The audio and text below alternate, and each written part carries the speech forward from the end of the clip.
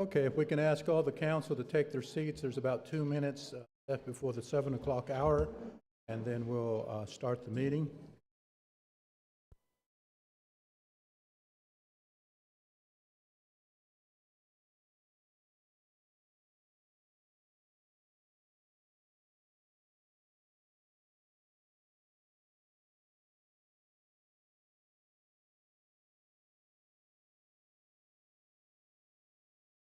While we're preparing to start the meeting, just want to make an announcement right at the beginning. Is Constitution Revision Committee will hold a meeting on November the 7th here at this council house here, 6 o'clock. Have representatives Vision Committee, and there will be notifications being sent to them. Council representative, you'll remind them at that meeting, possibly. I will chair the meeting, officer.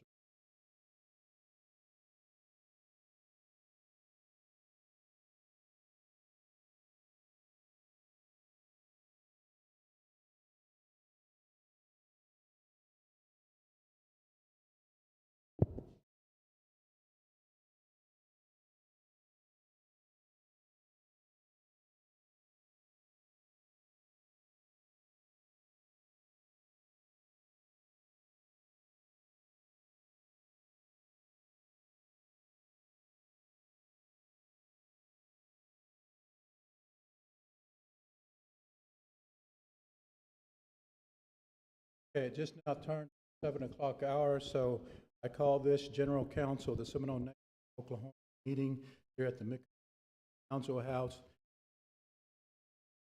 Second, to order. Secretary to call the roll.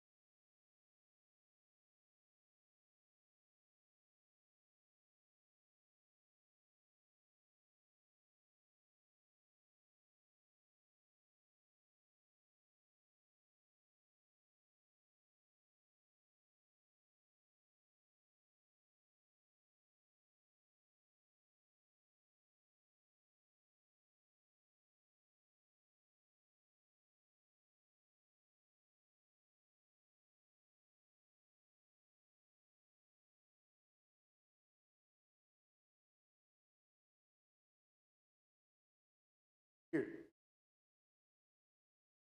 Here.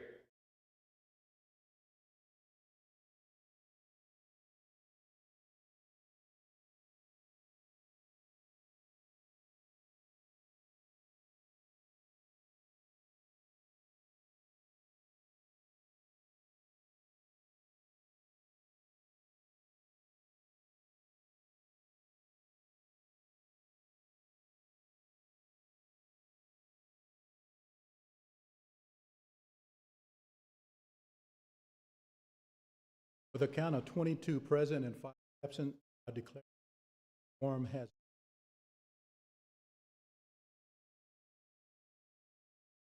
time. If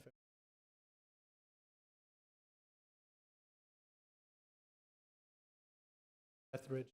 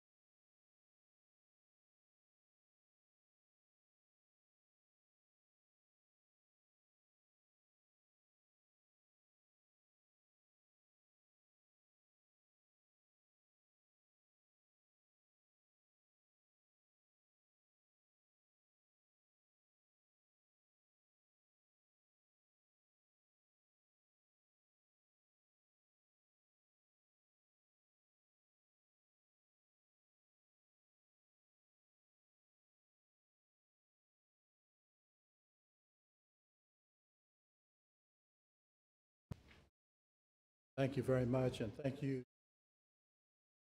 for coming to the call meeting called rather quickly. Not an action from the company. Here, I do want to something we discussed at the bench, ending the bench, all the bench.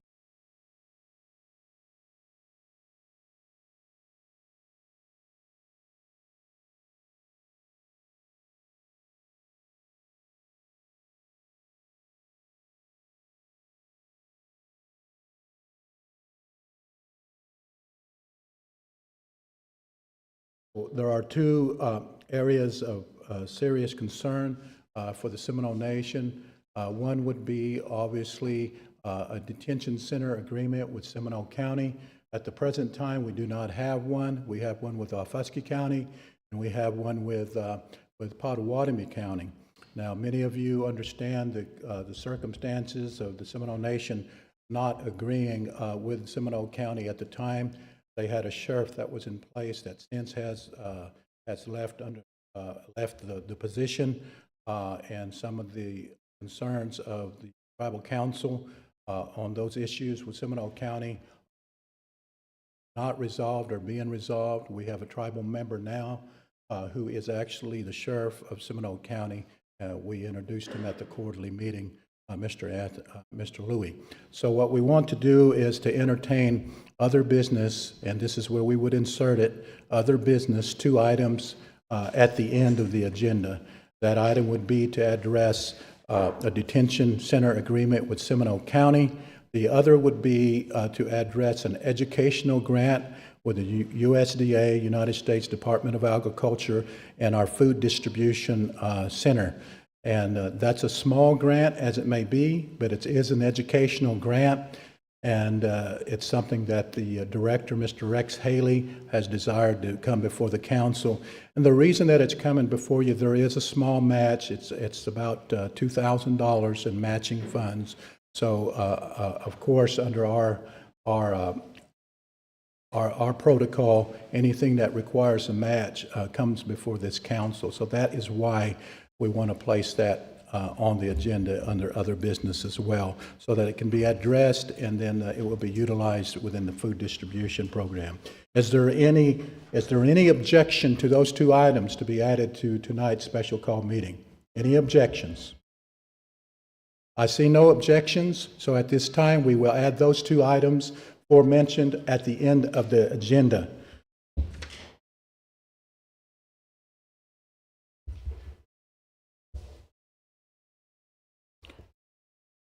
Okay, reading of the minutes of the last meeting. Obviously, this is the meeting before the last meeting we held in September. This is of August 26, 2023. What's the desire of the council? Did the council have an opportunity and chance to read the minutes, and is there any corrections at this time? I entertain a motion for the minutes of August 26, 2023. I'll make a motion. There's a motion made by Representative Fulbright. It's seconded by Representative Cootie. Secretary, call the roll. This is to approve the minutes of August 26, 2023. Yes. John Narcomi? Yes. Tiger? Yes. Pittman? Edward? Gonzalez? Yes. Mexico? Yes. Yes. Yes. Dolores Harjo? Yes. Karen Fulbright? Yes. Orba? Yes. Stephanie Lambert? Yes. Tina Yeslet? Yes. Lottie Cootie? Four? Ensign Lena? Yes. Yes.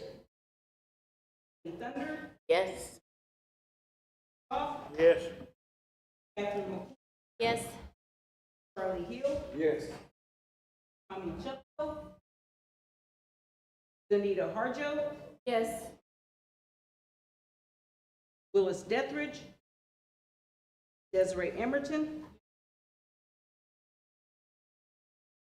I have 23 yeses, 0 nos, 0 abstain. With a count of 26 yes and 0 no's and 0 abstentions, I declare that the minutes of August 26, 2023 have been approved. We have no unfinished business at this time. Any tabled items of the last meeting will come on the agenda at the quarterly meeting in December. Reports of committees. Yes, Representative McCoy. Would you announce that count again, please?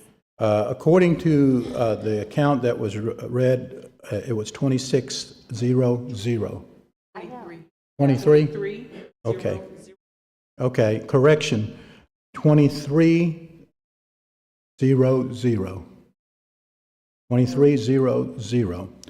Okay, there is no unfinished business at this time, no reports of committees. We are now entering the new business, and a couple of weeks ago, not even a couple of weeks ago, we had Intertribal Council. During that week, we had some gentlemen that came and arranged a meeting to come to the tribal complex. So there was a lot of hustling around trying to get a meeting called in time to be able to address it. One of those things about the seriousness of the time period of this is that there's other contracts that's coming up within this company that they want to see the layout of all the growing areas that's going to be utilized within their contracts that they have forthcoming. So in order for the Seminole Nation, if we were to vote as far as assigning some land to be able to go into this venture, it would have to come from the General Council.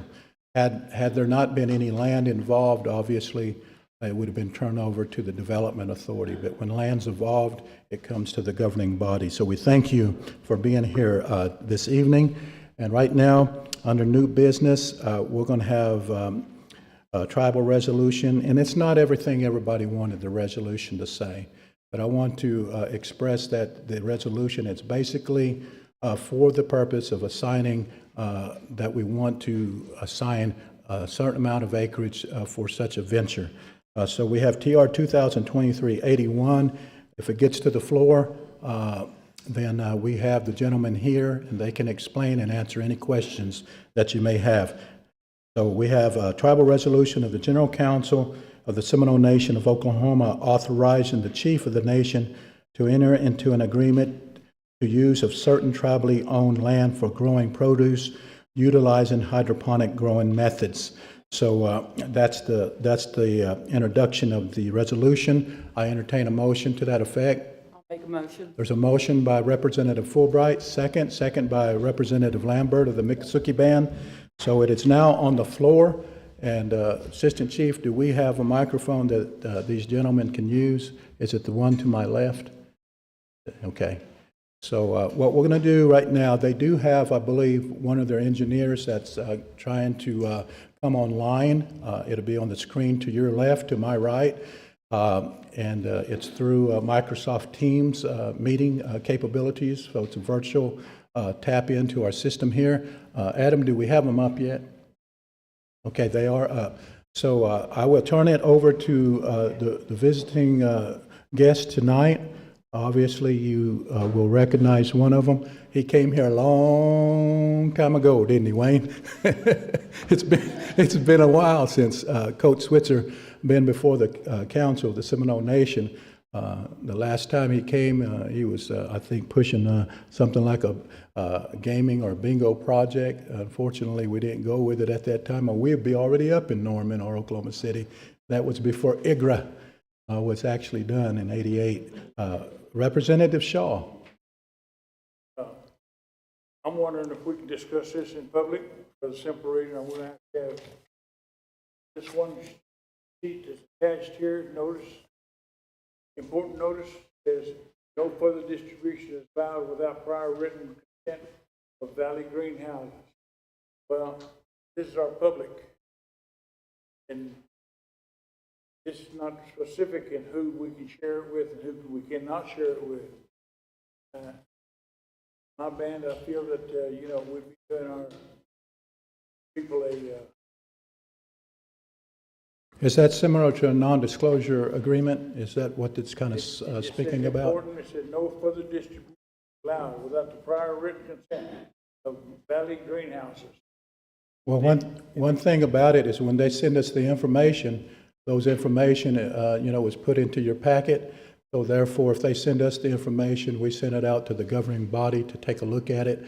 So I know we have our Attorney General here, but with that type of action, that means they wanted us to view it, they wanted us to see it. Am I under the understanding that that is so? And they're shaking their head yes.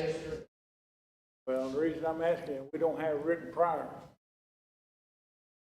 It is written prior consent.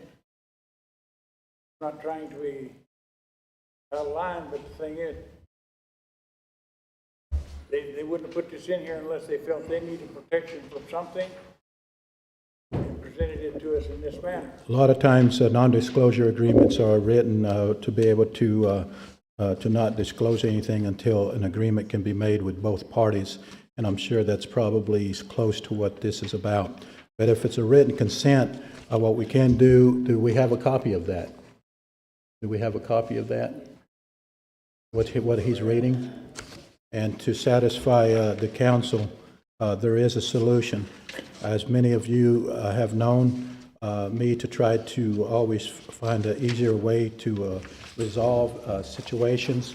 Mr. Henry, or whoever has the authority to do so, will you sign this as your written consent that we can proceed with the meeting?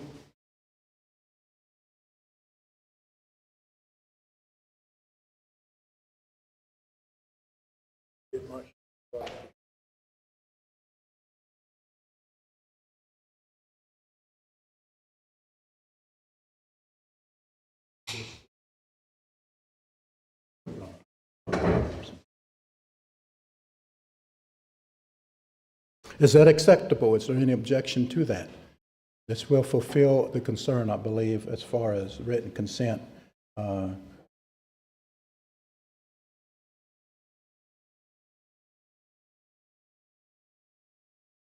Representative Petit, you'll have the floor, and then Representative Cootie.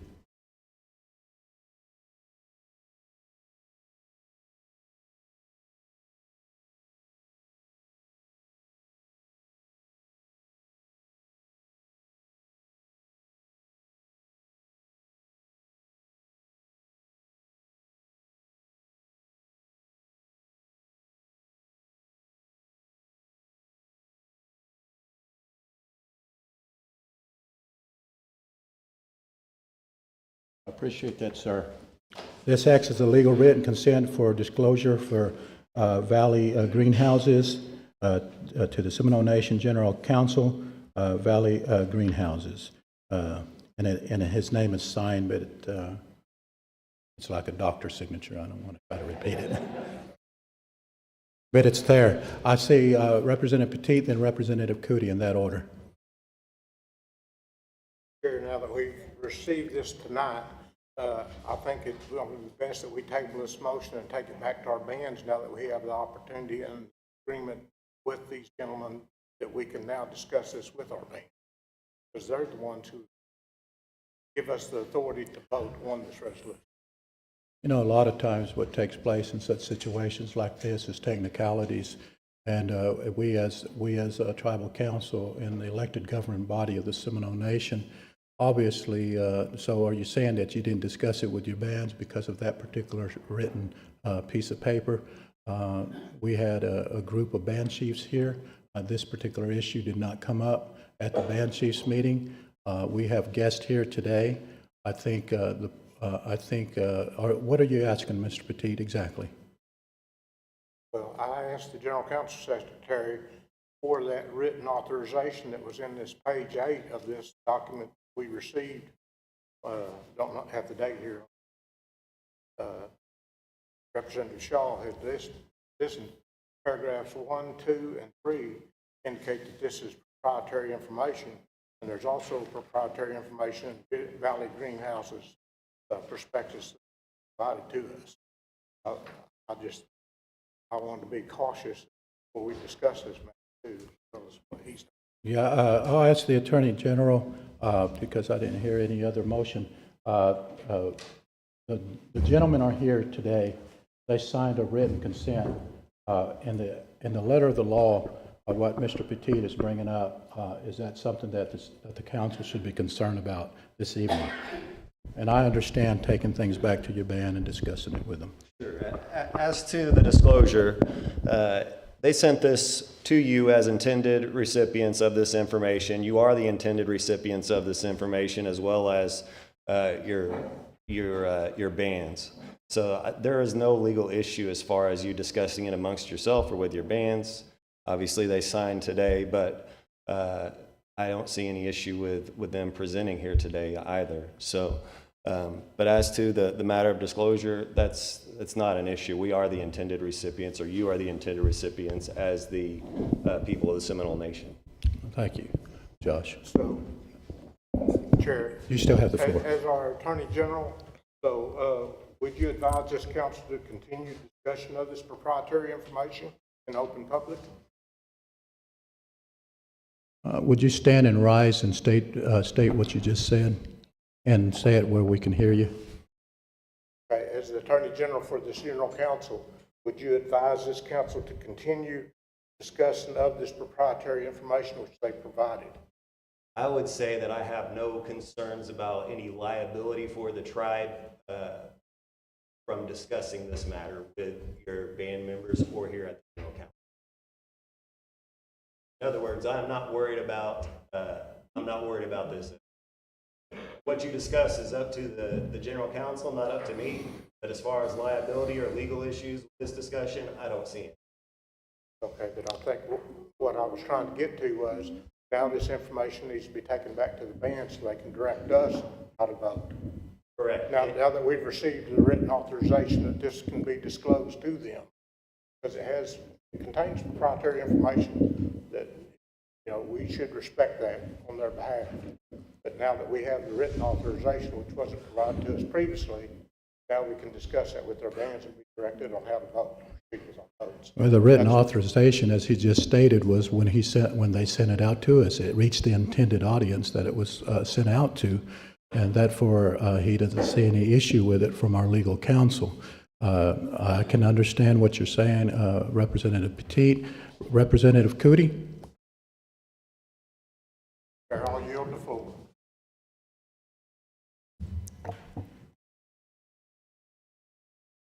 The property you're talking about, is that going to be 90 acres? The property, at least in the conversations we had, was estimated to be about 100 acres, 100 acres. This is quite, if it was to come to fruition, would be quite a large facility, and from 181 to over 200 jobs, possibly 200 and close to 250 jobs possibly could be created, but at least 181 jobs with tribal preference, with ranges of higher salaries than most people make here in our particular area of Seminole County. So yes, it would be about approximately 100 acres. Well, what I'm going to read is, it says, the subject property, which is owned by the city of Seminole and will be donated to the project, is strategically located less than 1 mile from U.S. Route 377, Highway 9, and an existing void in the Walmart food distribution network. So is that our property? Is that where it's located? There's two different items, and I'm surprised that even made it into your packet. As I said, we were working with Intertribal Council. I was chairing as the president of Intertribal at the time. Some of that packet went out. It may have even been in the presented. There is, the city of Seminole is looking at doing a different type of grow facility, so there will actually be many jobs beside the Seminole project that would be there. So yeah, the city of Seminole is looking at it. The city of Seminole actually asked this company, these gentlemen, to seek the Seminole Nation to see if they have any interest in the possibilities of a growing facility as well. So what we're speaking of tonight is totally Seminole Nation. So this has nothing to do with this, the property? Not with that's not tonight, there? well, not with tonight's meeting. That's the city of Seminole's business.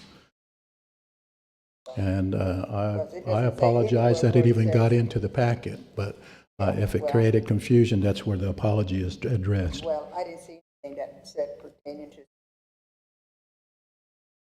Well, actually, in the reading of the resolution I just read, I actually stated that. So here we are. Thank you. Okay, well, we're going to turn it over to the gentlemen for their presentation. You can ask any questions that you may. The two different properties that we're considering, as I said, whenever property of the Seminole Nation is being used, it comes to this governing body. Had there not been any property, involved in it, obviously it could have been the Division of Commerce to take this up totally of their own and take it from there. But because it did include designation of certain properties and lands, it is before you as the governing body. Okay, and you can introduce yourself, sir. Thank you very much for being here tonight. Thank you. My name is Mike Henry. I'm going to introduce my associates in a second. We appreciate you attending this meeting. It was called rather hastily. I'll explain the reasons for that. We are moving very quickly. What the lady brought back up, that is a package that is being considered by the city of Seminole. It's distinctly different and should not have been included in this package, so I apologize for that. What we're talking about tonight is a structure on Seminole land, and of course we give first preference to Seminole natives. If they would like to work there, we have the hydroponic greenhouse opportunity is one that extends to the Seminole tribe, that we would hire people, train people, and feed people. Actually, the produce that we grow, it'll start with lettuce and herbs, and it's going to evolve into cucumbers.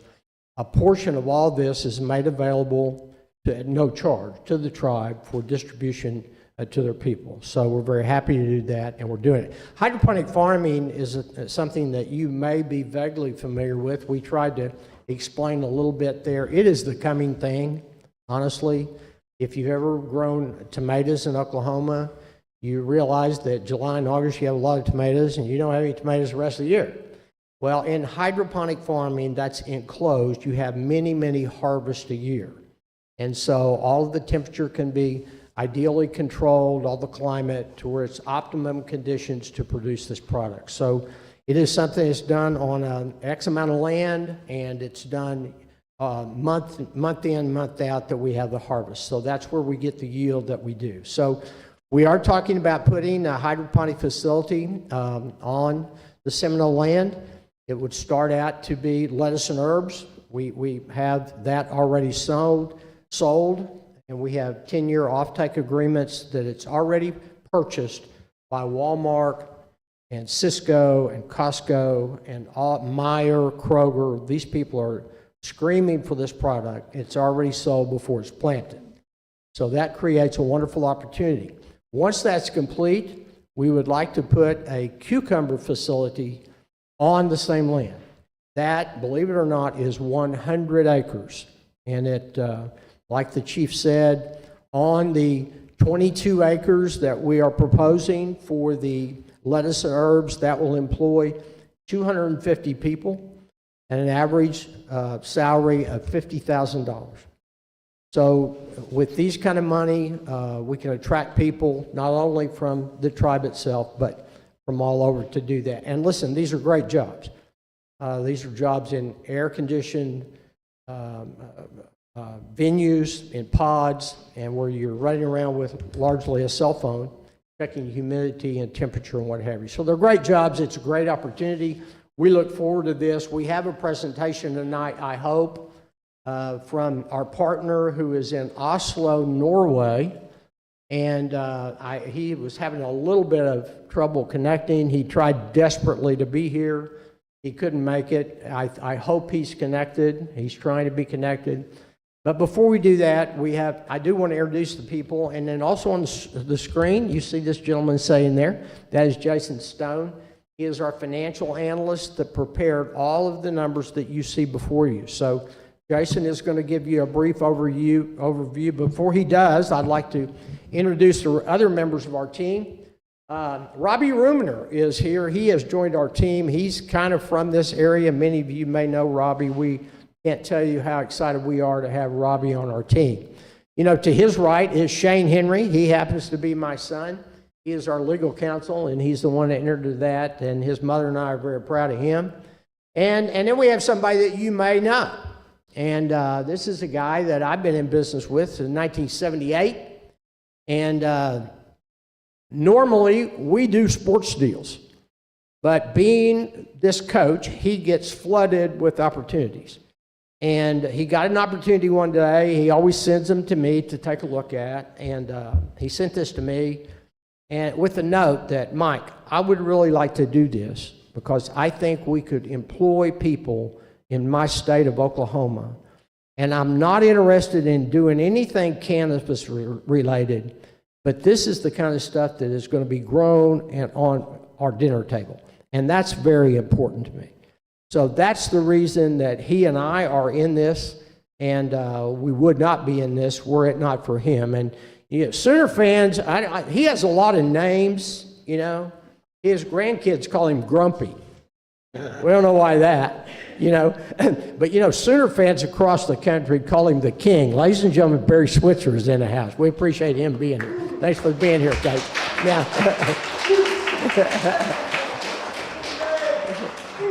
he...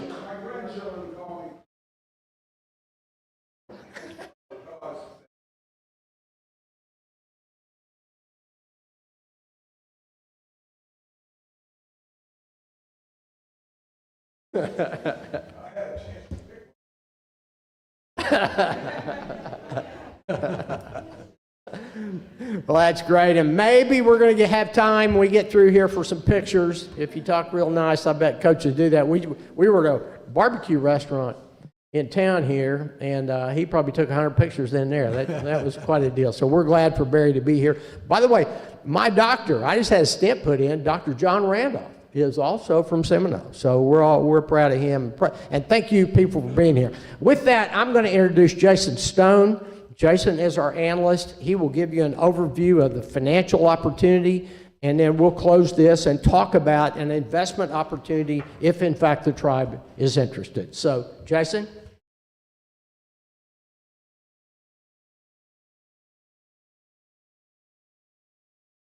All right, hang on, Jason. We are adjusting your audio here.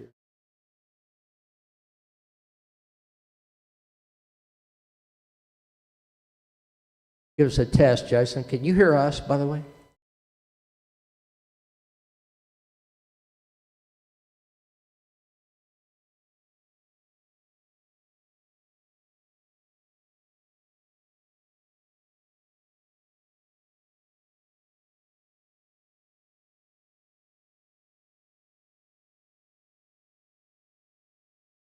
Bear with us here while they're working on that.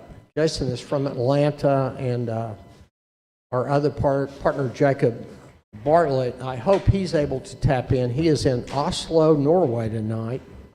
And Yeah, go ahead, do that. We can see them. I don't know what the technical difficulty is, but yeah, go ahead and get them on the phone, and we'll put it up onto a microphone.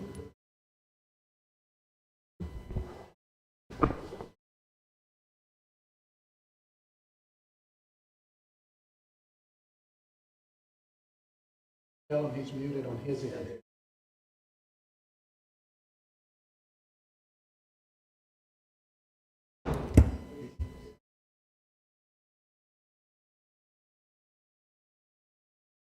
Sure. It'll move us along. Go ahead and put them back on the screen. We're going to do it by telephone.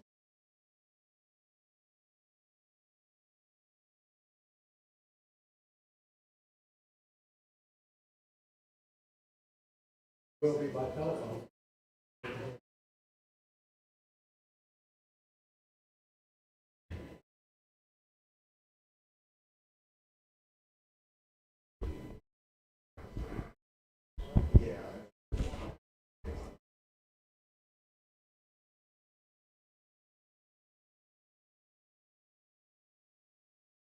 Okay, Jason, can you hear us? Okay. Yeah, we're going to do this. Okay, ladies and gentlemen, I'll tell you what we're going to do. Hey, this is old school. Okay? Hey, he's muted on his side. Coach and I know about, so ideally, you could see Jason, you could see his charts, you can see it, but unless... Did you turn your camera off, Jason? They're saying maybe that was the issue. And he's muted. Okay. You want to try it again? Sure, turn them on. Try it again. Let's try the audio and the camera one more time. And even if we have to look at him on the video and hear him on the phone, that's fine. He's-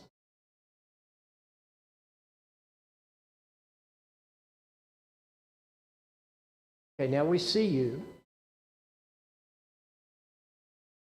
Okay, you can't hear you, Jason. I don't know if you can hear us. Are you muted there? That's okay. We can see his face, and then we'll hear him by telephone. Okay, can you speak into your phone there, Jason, so they can see you and hear you? Yeah, this is great. Yeah, that's fine. All right, so I'm going to stand here and hold this, folks. That's my job. Okay, ladies and gentlemen, Jason Stone, and about the regarding the financials of the hydroponic greenhouse. Jason. Yeah, absolutely. Saying a second ago, thank you to Seminole Nation for hosting us. Thank you to Chief for the big welcome, and we really enjoy the opportunity to obviously present this.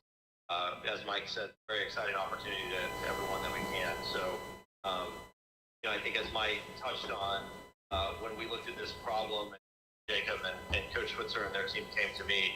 Obviously we knew a lot of the issues that were inherent in traditional agriculture. Hydroponics solves a lot of those issues in terms of inefficient supply, logistical issues, climate, weather, inefficient production, soil, diseases, and pests. And it does a lot of that by using pesticide-free production methods, improved efficiency with 90% less water. You have year-round product availability, and you have local production, local delivery. And so I think, as Mike touched on, there's a lot of excitement in terms of creating jobs, creating high-quality jobs, bringing investment to areas, and having a local product that's grown, that's also delivered locally and consumed locally. So I think that really sets us up for, as we move into this, how do we build a financial model? How do we kind of underpin the performance, and how do we mitigate risk? And for us, that really begins and ends with kind of hitting the cornerstones when we build a financial model and look at the financials. In this project specifically, it's very unique in terms of we can build this like a traditional project finance opportunity. And what I mean by that is we've got construction, operations, and sales all handled by Jacob Bartlett's company, Concilium Tech, and Jacob will speak in a second. They've got a 17-year track record of building and operating these facilities.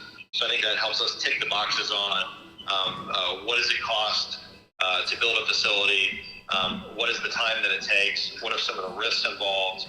Once we do commission the facility and we go into operations, what does a production scale look like on a facility like this? What can we reasonably expect to produce? What's the waste look like? And then moving into the sales part, what can we expect to get from a customer for the product? As we look at all those pieces, it really gives us a really good idea if we can use the actual operating results of facilities in operation. And we have that advantage with these facilities. So we can use Concilium's greenhouses. We can pull their operating data. We can also pull their sales data. And as Mike mentioned, we've got a 10-year offtake agreement associated with each of these greenhouses as well. So I think when we roll all that up, it gives us what does it cost to build, how long is it going to take to build these facilities, what are we going to produce reliably, and then what is it, kind of our guaranteed sales price for these facilities.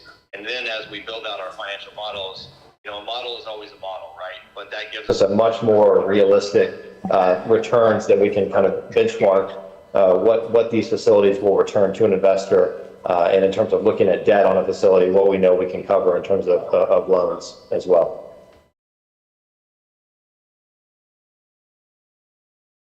And I think with that, I'll kind of turn it over to see if there are any questions. I know we've sent both the teaser as well as the financial model over for your review.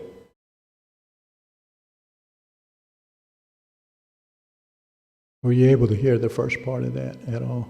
Not really. Can you briefly go over your beginning of your presentation? We apologize for that. We had some technical difficulties on our side, so with the phone, it was difficult for many people to actually hear. If you want to just summarize it, that would be fine. We would appreciate it. Thank you.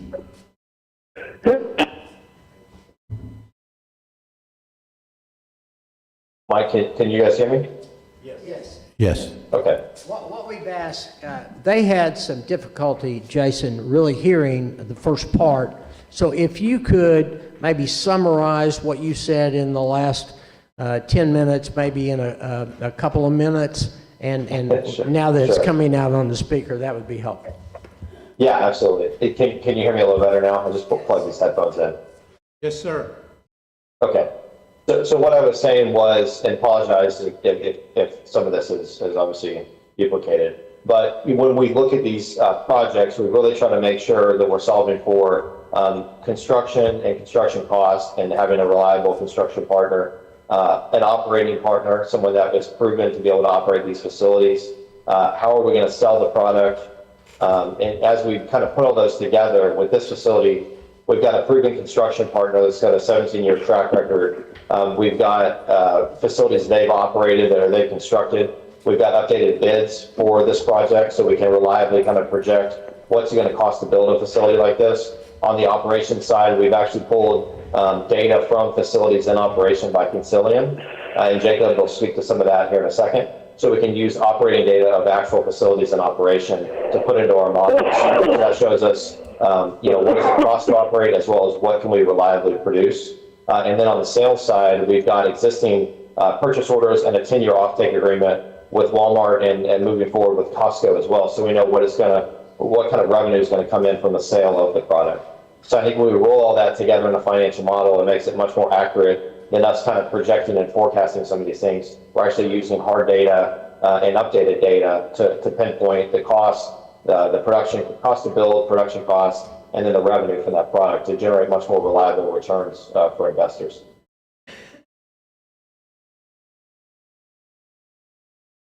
Okay, thank you, Jason. Anybody have any questions of Jason regarding the financial aspect of this? Okay, yes, sir. He indicated in his very last sentence the word investors. Now, are you asking the Seminole Nation to have it contribute financial interest in this? Because from reading the literature, this is a private equity firm. Is that not correct? I may take a stab at that. If Seminole Nation will be given an opportunity to invest, the facility is capital stack is in place to complete, and that would be something that if you are looking for an investment, a great investment, a good return on your investment, that would be something offered to you for your perusal. If you decided to, we would explore that. If not, we will go on about building the facility.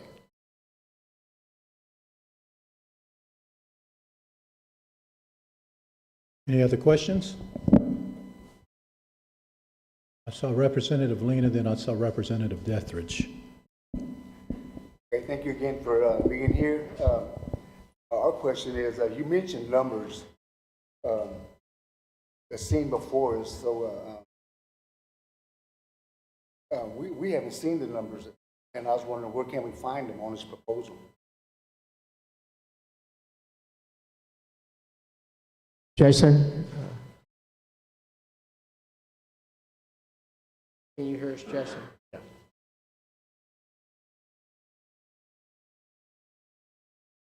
We couldn't hear you that time, Jason. What did you say now?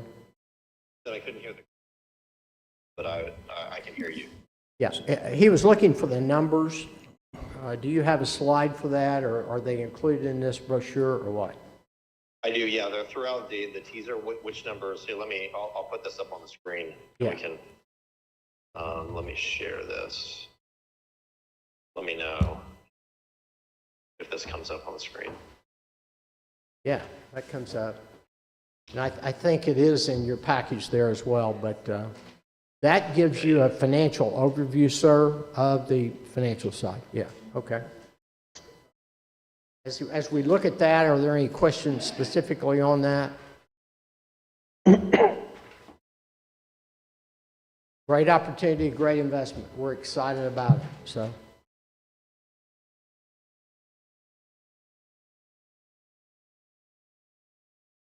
I'm sorry. I think Representative Etheridge was next.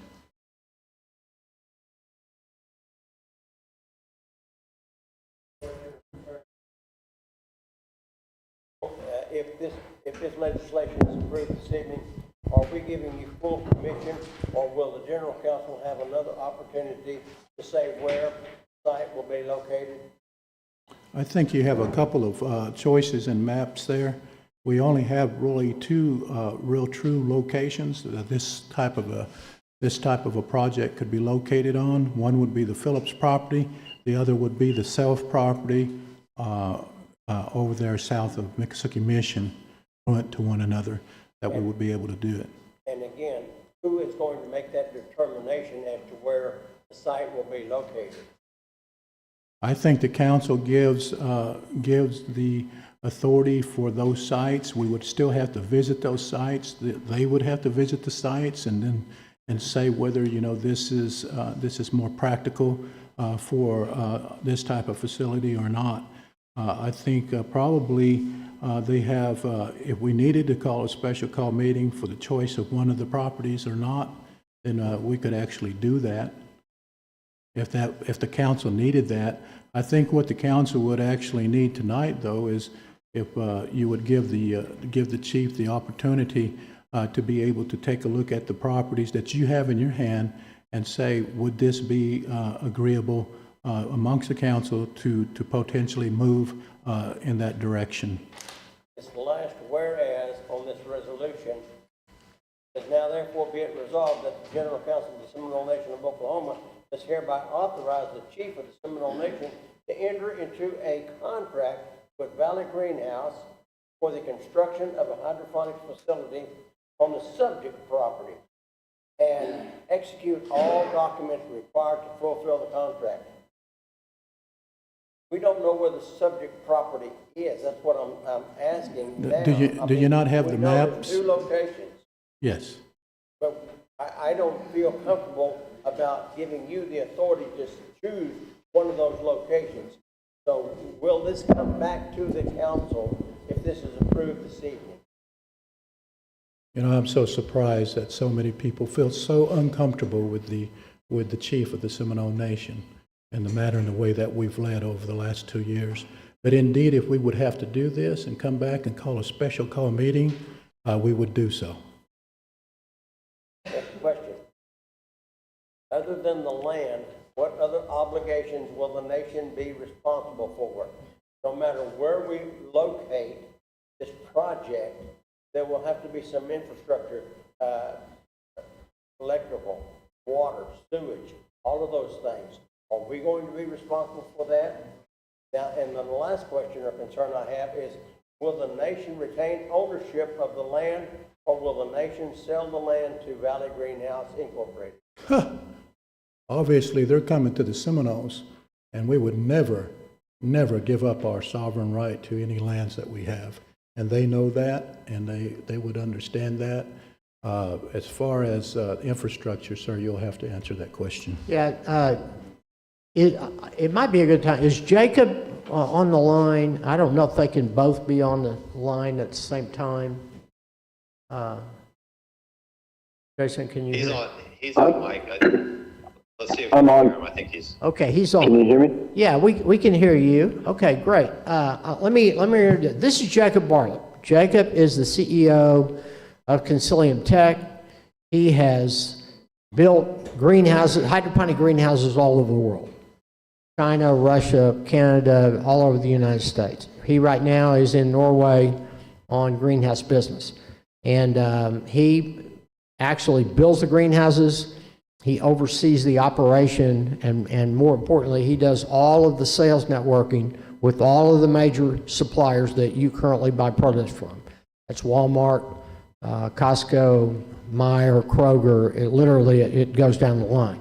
So Jacob is going to tell you a little bit about this, if the hydroponic, dig in a little bit deeper on that. But before you do, Jacob, after you say hi to the people, could you respond to the question about the infrastructure on the land and what they would be obligated to provide?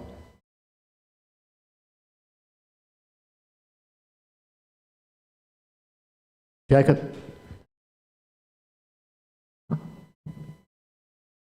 Jacob, can you hear us?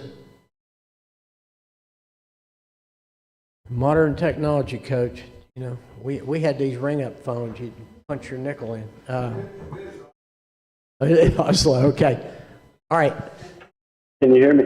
Yeah, got you now. Can you? Mike? Okay, yes, go ahead, Jacob. There we go. Sorry about that. Nice to meet you. Nice to meet everybody. My name is Jacob Bartlett, CEO of Concilium Tech. Mike, I apologize, but I am getting a huge echo. I can't even talk. Okay, let's see. We have an echo. Let's maybe turn it down just slightly. We don't hear your echo here, but I know you're hearing it on your end. You might have to turn yours down.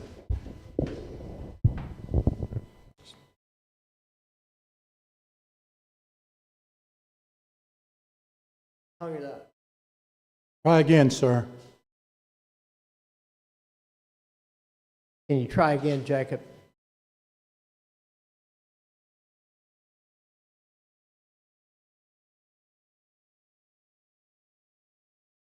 Can you hear us, Jacob?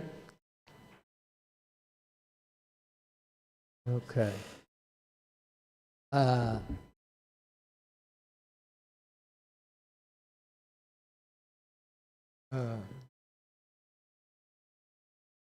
Jacob, can you hear us, buddy?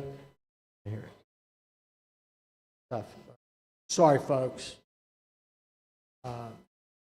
Jacob, if you can hear, can you call Shane or my cell phone? Or maybe I can call you. Hang on just a second.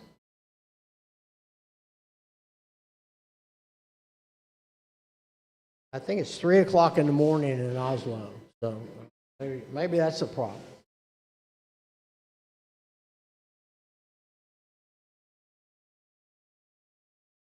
Oh, here he is. Hi, Jacob. Yeah. So, all right. Okay, we're going to do old school here. Now, hang on just a second. Can you guys hear Jacob? Okay. Say a few things, Jacob.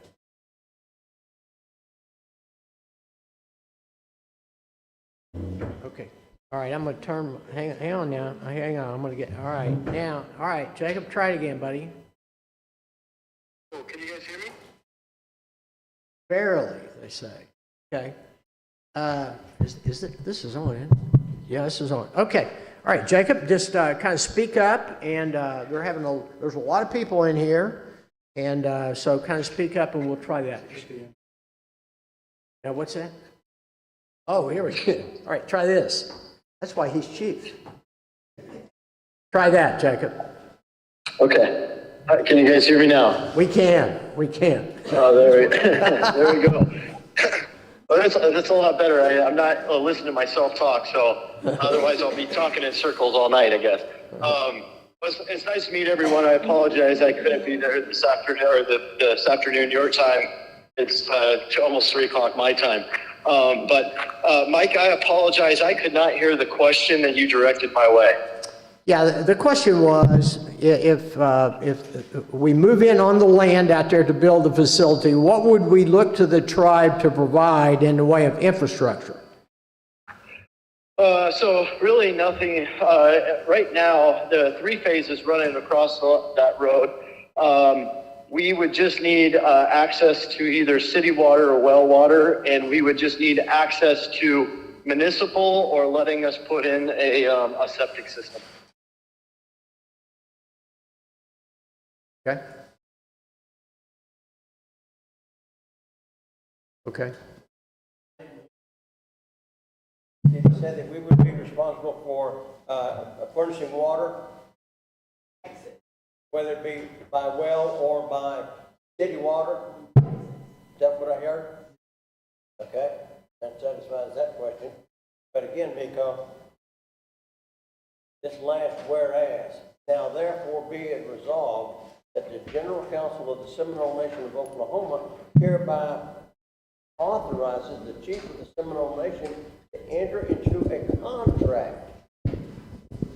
We haven't seen the contract, so I don't know what kind of a contract. It might be an agreement, but this wording says a contract.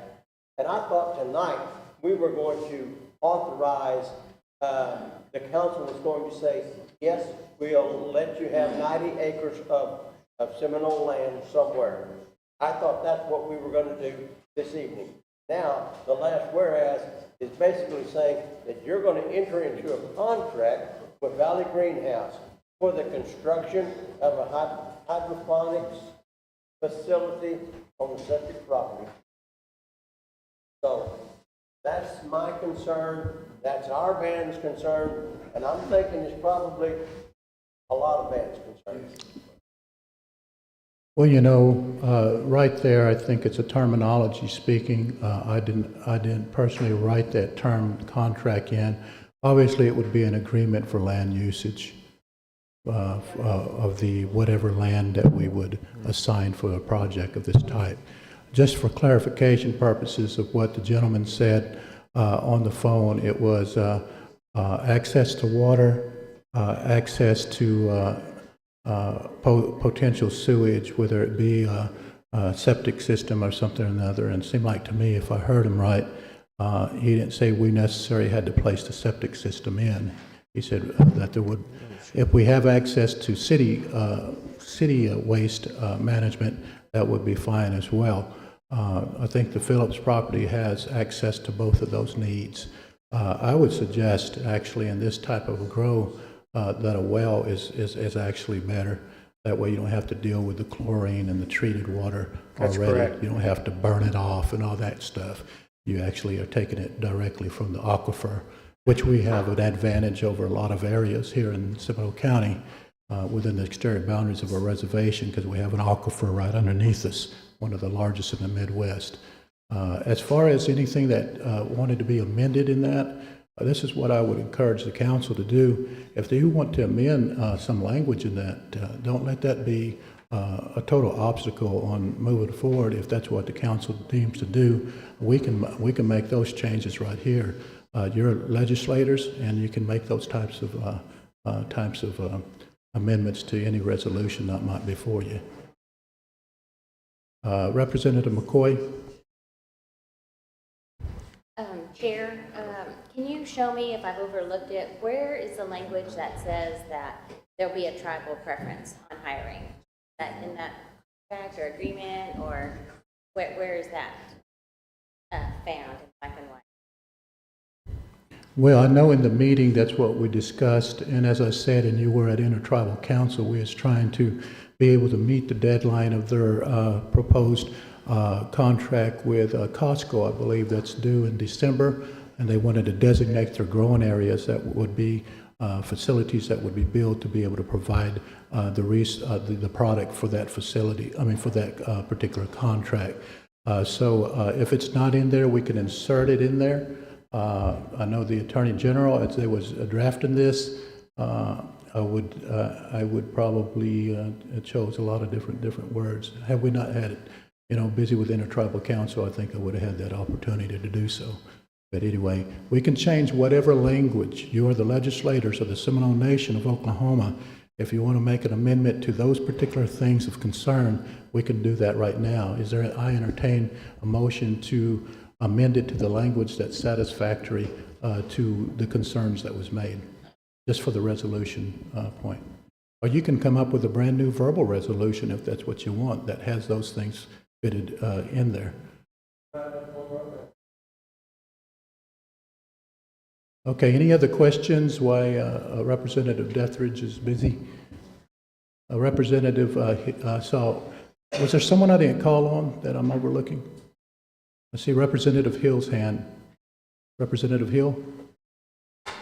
Hey, Mike, I just got a question for you. Yes, sir. Very simple question, okay? Yes, sir. We're talking about 38 tribes in the state of Oklahoma. Are we the first y'all have encountered with, or would you say that there's other tribes that have already signed a contract or agreement to produce crops and all that? If you sign an agreement, you'll be the first tribe that we've entered into an agreement with. You're not the only tribe we're talking to, but if we do a deal here, it's unlikely that we would go to another tribe. We'd be the first, right? You'd be the first and possibly the only. What's wrong with the other 37 tribes? Well, nothing. We can extend the opportunity to them as well. That was just a throwdown question. Okay. Folks listening over there looking at me, that's why. All right, thank you. You're welcome. You're welcome. Representative Fulbright. I think my question is going to be geared toward the employment of these individuals. Is the payroll going to be on us, or is this you do the hiring, or do you provide their wages and insurance and everything? Yeah, we will do all that turnkey, and we will work with the tribe to make sure that the preference goes to tribal members first. And we will fill all the jobs we can with tribal members. Now, obviously, if there's not enough to do that, and 250 people is 250, that's quite a few jobs. Then we would go to the general employment. And I got to tell you, Seminole is ideally located. With that kind of wage, we can draw from a pretty wide circle with a good metro base. That's one big reason that we're here. Representative Sampson.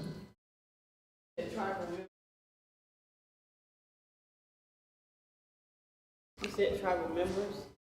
Well, Let me explain something, because I was going to say that because they might not be totally identified with the uniqueness of the Seminole Nation of Oklahoma. What we have is obviously under the Reconstruction Treaties of 1866. There were treaties done with the Seminole Nation. There's two terms that is used: citizens and members. Okay. If it would be suffice to say members and citizens, that would answer her question. okay, yeah. Pardon my ignorance on that. So. Well, no need for pardon, even though we are members of the tribe as citizens. Are we going to get this preference as a member of this tribe as citizens?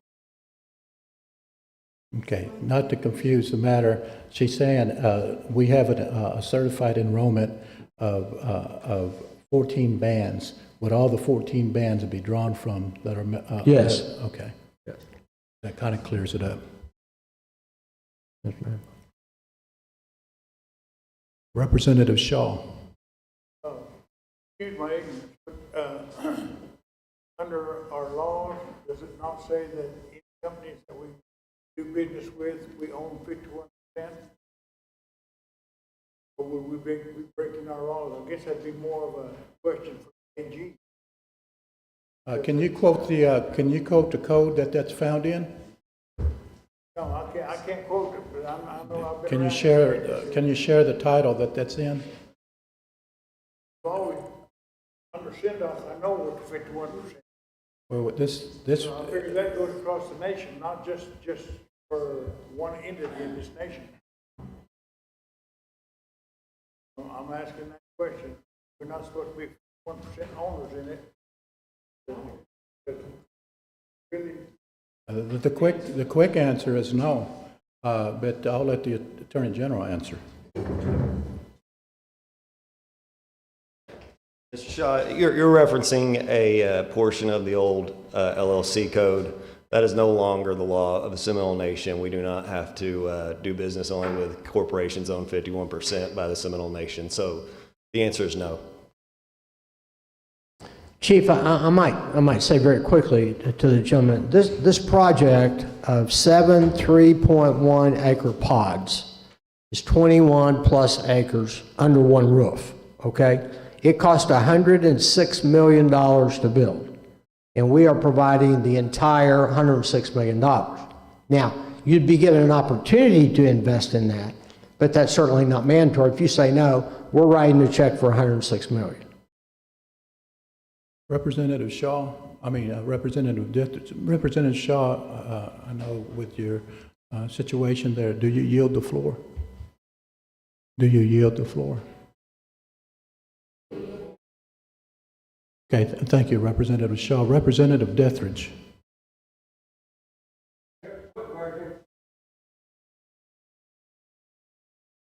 General Counsel does hereby grant permission for the chief of the Seminole Nation to enter into an agreement with Valley Greenhouse Incorporated for at a minimum of 90 acres and up to, did you say earlier, 200 acres? 100. Yeah. 22 and then... Well, I'm sticking a number in here.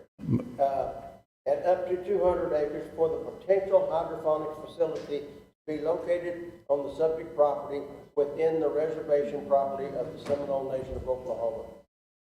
That's...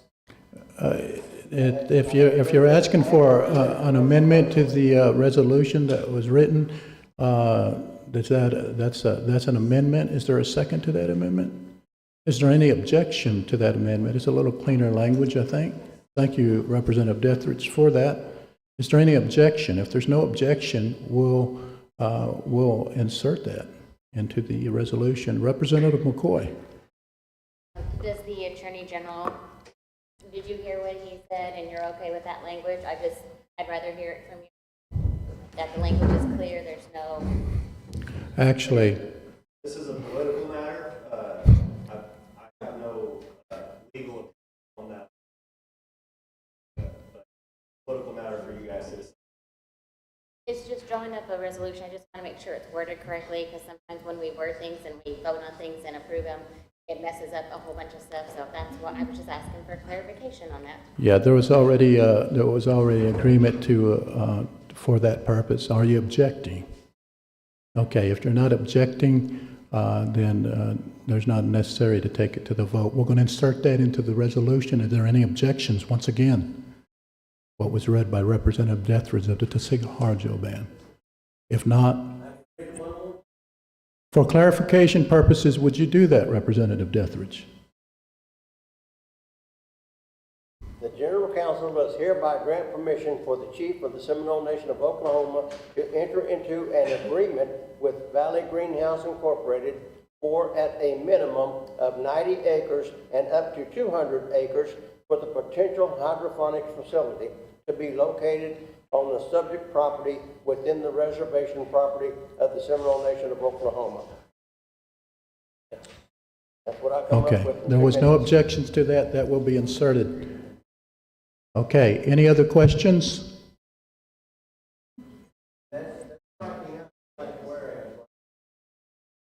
Okay, that's striking out the last whereas and inserting that particular language in it. This will say, now therefore be it resolved that the General Counsel does hereby blah, water.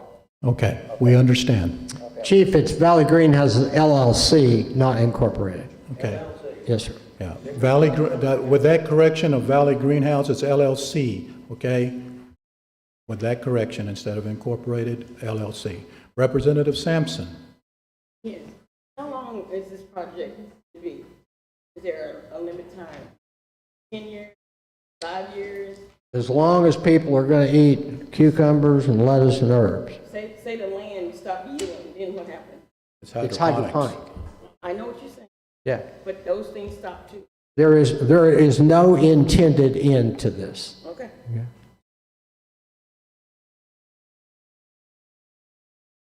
Representative Lambert, and then Representative Dethridge. And let's continue on, if we can, Council. We do have 2 other items on the agenda.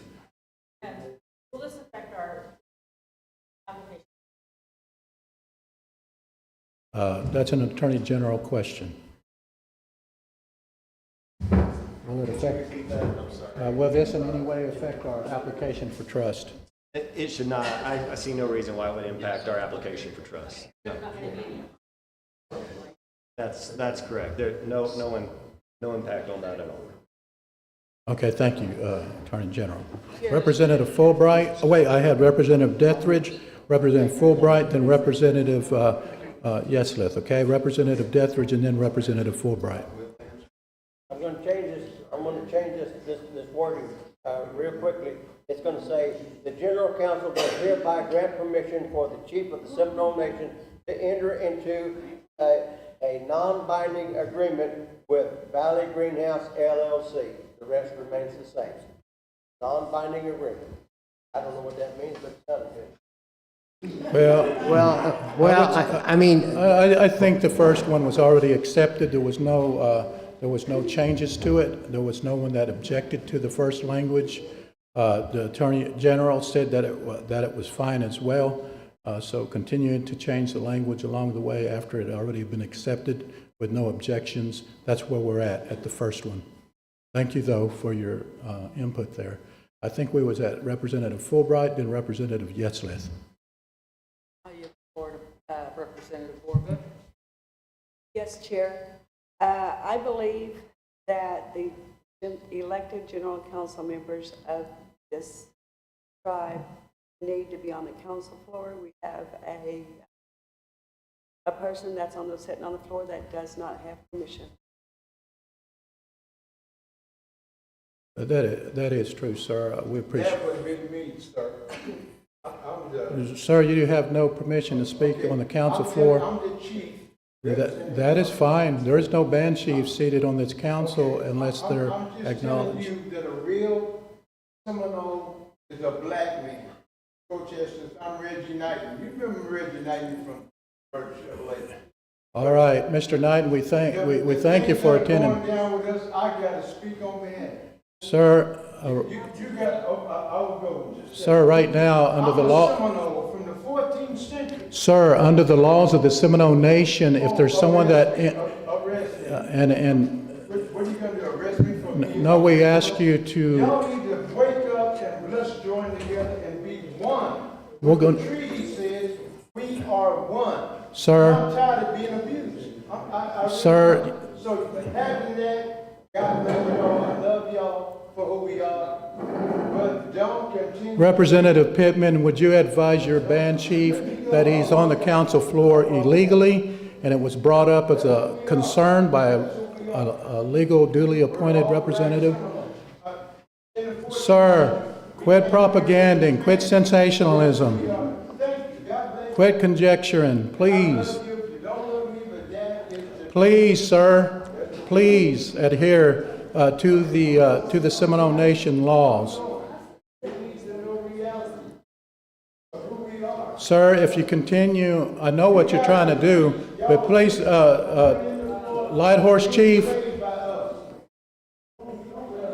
No, just lead him off the floor. He's under his own power to leave. Thank you, Mr. Coker. Thank you, Mr. Knighton, for being here. But that's the rules and the laws of the Seminole Nation. Okay, and that's part of what we call both the 14 bands of the Seminole Nation, 12 native bands and 2 freedmen bands. Okay, understood. But I understand what he thought he needed to do. But we're going to go on from here. Okay. We're going to go on from here. We've got a motion and a second with the corrections. Yes, Liz. Yes. There's a lot of different stores that you have contracts. Are they current contracts you have with Walmart? And because you said Costco is the only one coming up ending in December. I think so. Everybody else is current. And when do they renew? they're 10-year agreements, adjusted for inflation. And that's the Walmart. They're all, some are slightly different. Jacob can speak to that, but those contracts are in place. Okay. If you already spoke to the subject matter a couple of times, then you have exhausted your chance to speak on this matter because of the rules of order of the Seminole Nation of Oklahoma. Representative Narkamy. Okay. We have discussed a little bit about possible investment of the Seminole Nation project. That's a conversation for another day. But just on hypothesis, should the Seminole Nation not choose to invest in this, the idea of providing food for a food distribution program has the that amount been subject to discussion. I'm sorry, rephrase that where I can hear it, and can you get into your microphone so that others can hear you? Should the Seminole Nation choose not to invest in it, I expect our end of this would be the providing of food supplement to the food program. Actually providing nearly 200, close to 250 jobs, and the food item is what was discussed at this time.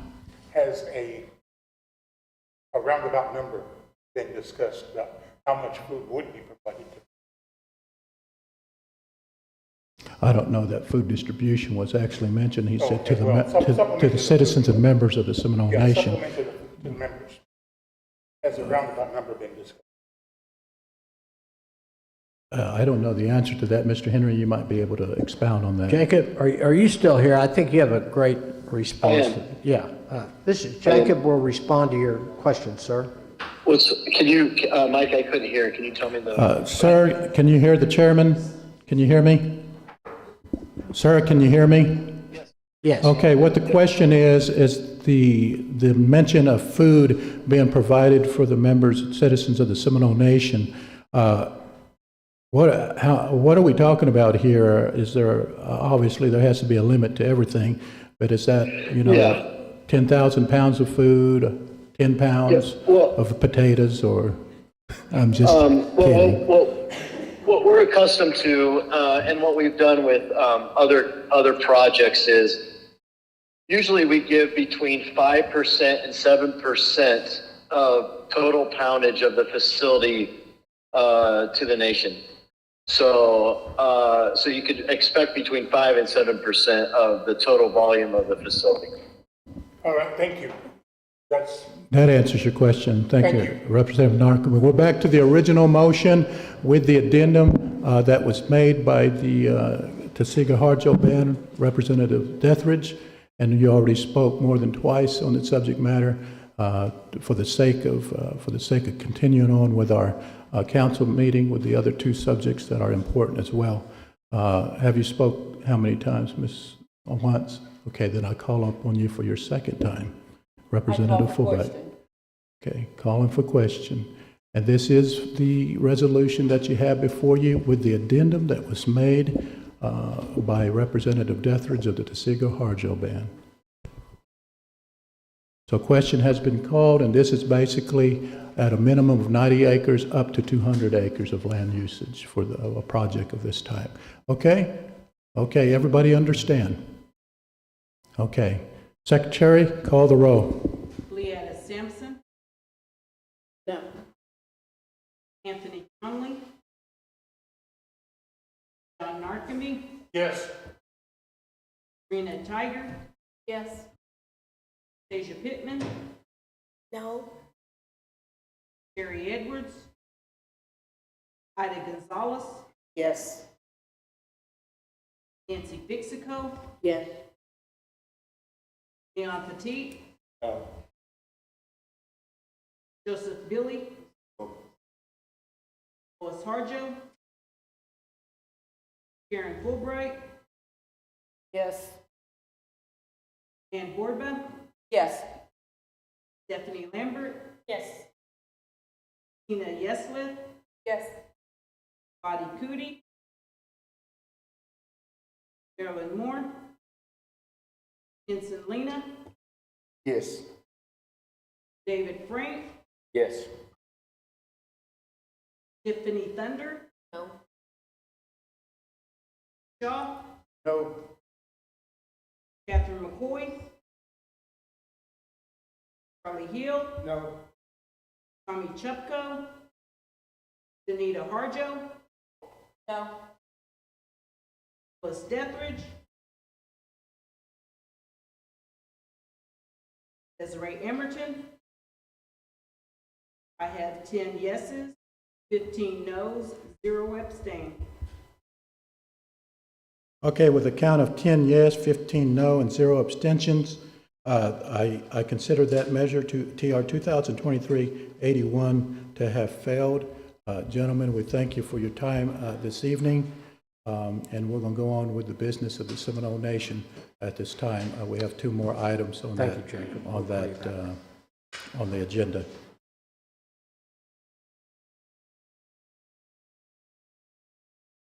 Thank you, gentlemen, for coming and visiting the Seminole Nation and being here at the council this evening. Thank you.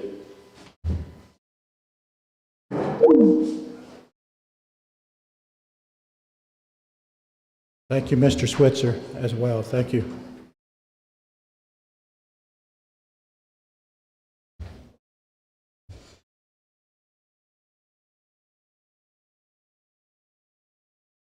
Okay, right now we have the other business of the Seminole Nation. That would be first the detention center agreement with Seminole County.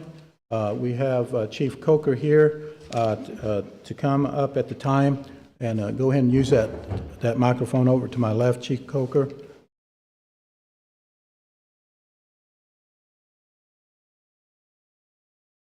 But you'll give 500 acres to some buffalo. That may never happen.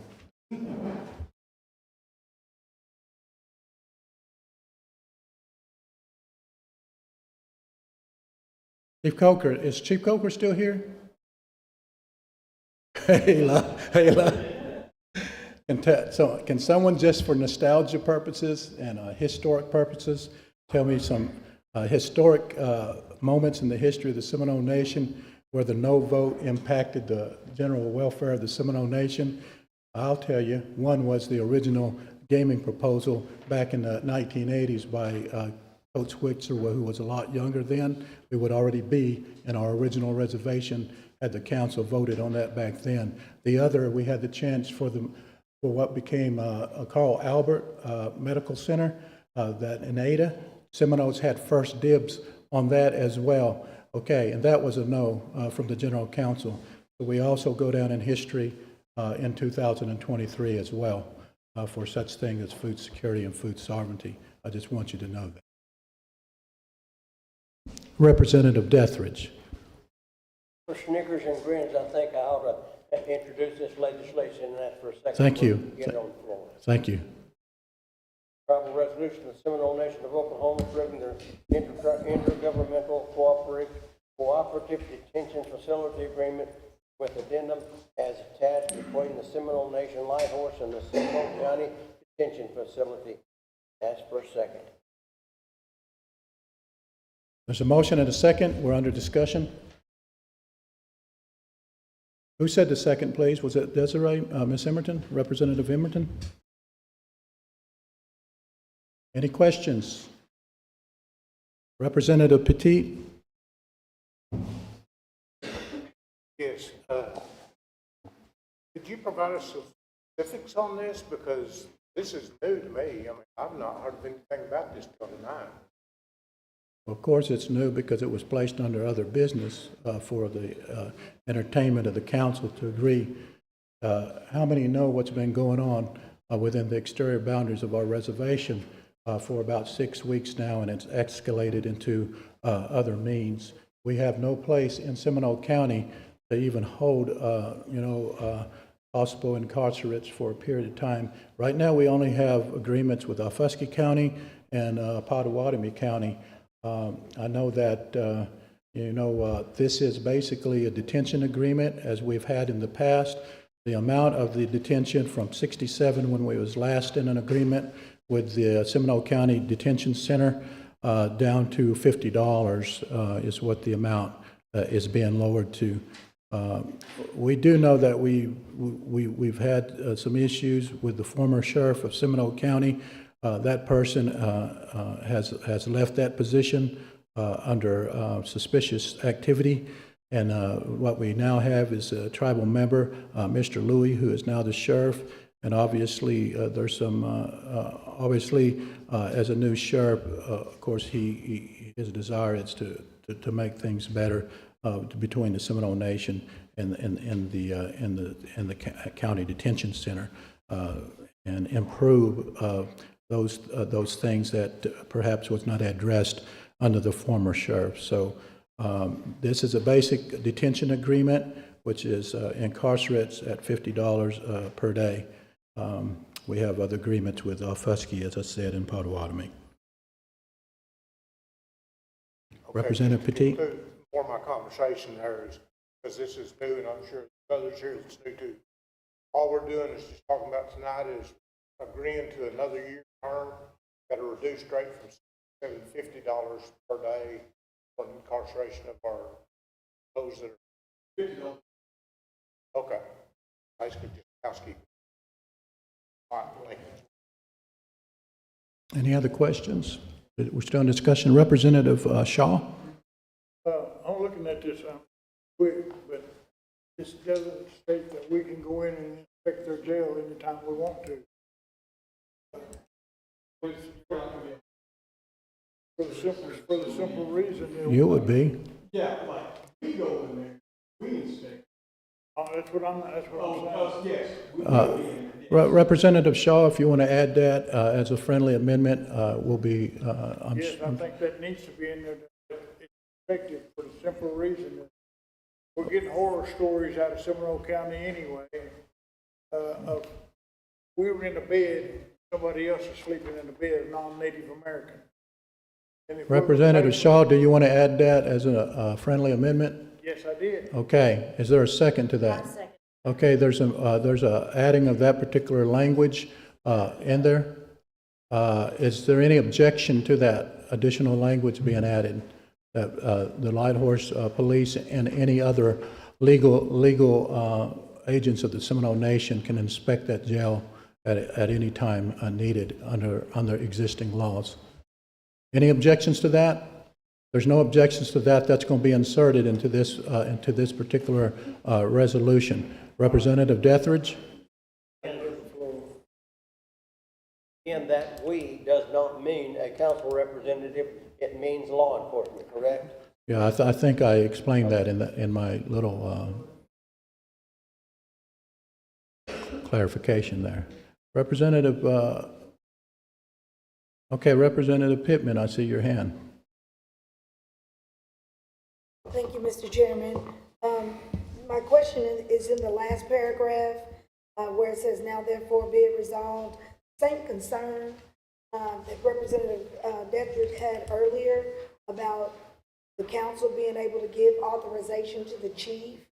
This says on line 65, it says, therein and authorizes the chief of the Seminole Nation Light Horse and or executive office to negotiate, execute, modify, amend, and administrate the Seminole County Detention Facility agreement for inmate housing. Are we, as the council, voting to give? You can strike that and we will both sign it as the chief of the police and as the chief of the Seminole Nation. That's if you want to say and, no, Because what would be the proper language, wasn't telling Attorney me General? which one. To have us both sign it. It's already limited by that, and that's the last part of that sentence, which says it has to stay in substantially the same form as the agreement attached to this resolution. So it can't be the chief, this resolution is only authorizing sign a contract that is similar in its terms to what you have right here. Okay. My Principal chief clarification- usually signs all contracts anyway. Okay, but my clarification was that if it's misread, it would say that the chief of the Light Horse has the authority to sign it. And then when it says and or, it doesn't mean that you have to sign it at all. It doesn't say Light Horse chief and chief of the Seminole Nation. So depending upon the I'll sign the interpretation- agreements, miss. I'll assure that I'm the one that will sign it. Okay, thank If you. it was to pass tonight. Thank you.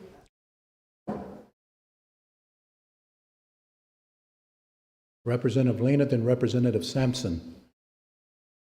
Well, I know tonight that we're talking about Seminole County and their place where they want to take our inmates. I think it's a good idea that you do go in and check on, how everything's being ran. But we also have inmates in Potawatomi County and Okfuskee County.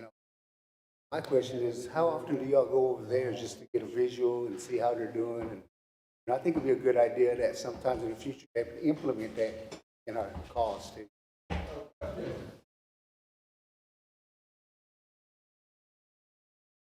Representative Sampson? Call for question. Okay, this is the question. This is for the tribal resolution on the Seminole Nation Lighthorse Seminole Nation County Detention Facility at the amounts discussed earlier in dialogue. So it's TR 2023-82. There's been a motion. Was there a second to that motion? Motion and second. Okay, Secretary, call the roll. Deanna Sampson, Yes. Anthony Conley, Yes. John Narcome, Yes. Rena Tiger, Yes. Anastasia Pittman, Yes. Ida Gonzalez, Yes. Mexico, Yes. John Petit, Yes. Joseph Billy, Yes. Dolores Harjo, Karen Fulbright, Yes. Ann Borba, Yes. Stephanie Lambert, Yes. Tina Yeslith, Yes. Bonnie Cootie, Yes. Carolyn Moore, Yes. Ensign Lena, Yes. David Frank, Yes. Tiffany Thunder, Yes. Shaw, Yes. Catherine McCoy, Abstain. Charlie Hill, Abstain. Danita Harjo, Yes. Louis Dethridge, Desiree Emerton. I have 21 yeses, 0 nos, 4 abstain.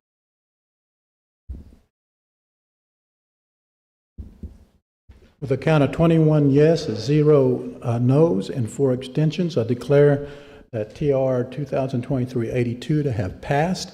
We are now on the request of the Food Distribution Program to be able to submit for a USDA education grant. It does require a small match, and that is why it's before you today. Rex, are you still here? Yeah, I see you there. If you would come forward.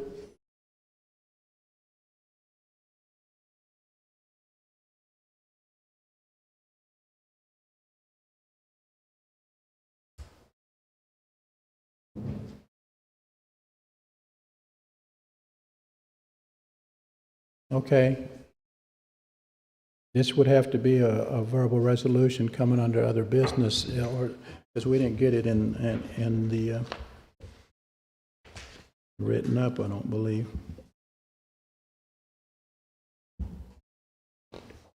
Go ahead if you have questions for Rex on this particular education grant. Can we entertain a motion, and if you vote no, that's your prerogative. Can we entertain a motion and get it on the floor, a verbal motion to get this submission of the FDPR administrative funds in the area of education for food distribution? Requires a match. Can we at least get it on the floor for discussion? I'd like to submit a verbal resolution to get, would that be 83? 83 on the floor. Ask for a second. Second by Representative Narcome. Second. Oh, did you? Yes, sir. Okay, all right. How about second and third? Okay, second by Representative Pittman then. Eventually, we're going to have to set these microphones where people stand up again. But it's getting difficult for me to acknowledge who has the floor and who doesn't. Okay. Any questions to Rex?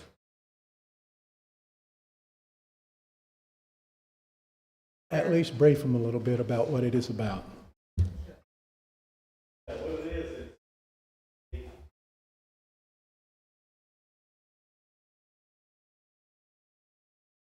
Who's USDA?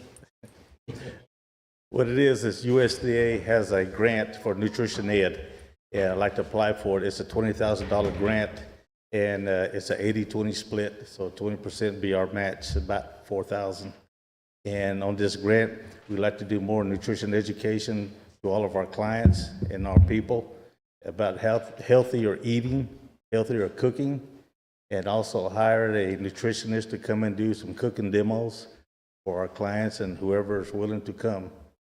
And I think it's a good thing, but sure could use your help on this. Any questions? Oh, man. Well, I looked up and man, it was like, there was a wave. I'm gonna go out in the order that I seen them, when my eye caught it. Representative Fulbright, Representative Pittman, Representative Lena, and I seen a hand somewhere over here. Representative Lambert, in that order. Is there a deadline? yes, it That's is. right. It's coming up pretty quick. They just put us out this week. Okay. And that's why I contact Chief and see if we can do that. But yeah, it'll be pretty quick coming up for the deadline. And do we have anything currently that does any demonstrations? Are you guys hosting anything like that currently? On our last Nutrition Net grant that we got, we did hire nutritionists that come in and did some healthy cooking. And we are on November the 9th, I believe, we're having a film cooking demo. And if y'all haven't been to our kitchen, please come by and take a look. And we have these islands where our clients can participate, but say if we have other people that want to come in and watch but don't want to participate, it's going to be filmed live and watch it on the big screen. They can sit in the back and watch it. Can that be put online or? We'll have to coordinate it with our communications and IT. And I really think that would be. It would be nice. Mm-hmm. Yeah, I agree. Okay, Representative Pittman, Representative Lena, then Representative Lambert. Thank you, Mr. Chair. Very quickly, what is our match? About 4,000. Okay. It's a 20%. Mm-hmm. Yes, my question is, you know, we do a lot of demonstrations and things in the morning or the mid-afternoon. You know, a lot of us, you know, we have jobs and we don't get the opportunity to come to these things. Is there any way that once in a while we could have it in the evening or something, you know, something to accommodate some of the ones that don't even get involved? We could do something after hours.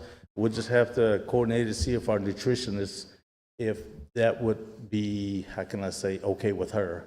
Yeah, or whoever we get to do the cooking demo. Yeah, that could be arranged. Mm-hmm. Representative Lambert. Where will your match be coming? Excuse me? Where will your match be coming from? I don't know, that's why I come to y'all.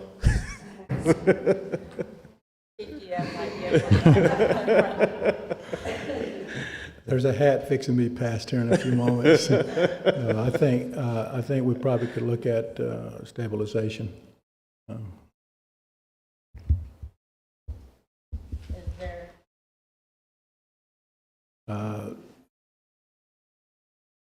Well, you know, I think in the.